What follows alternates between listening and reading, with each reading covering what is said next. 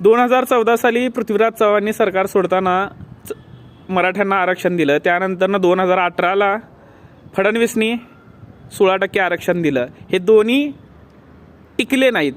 पृथ्वीराज चव्हाणांनी दिलेलं आरक्षण हायकोर्टात टिकलं नाही आणि देवेंद्र फडणवीस यांनी दिलेलं आरक्षण हे सुप्रीम कोर्टात टिकलं नाही.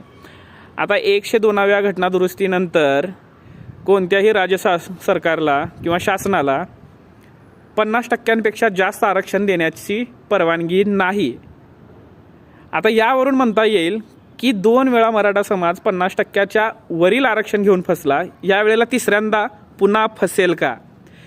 कारण मागणी होती OBCमधून आरक्षण मिळावं 50%च्या आतमध्ये आणि सोबत सगळे सोयरे यावरचा जो अध्यादेश निघाला आहे त्याच्यावर सरकारची भूमिका अजून सरकारने स्पष्ट केलेली नाही आहे.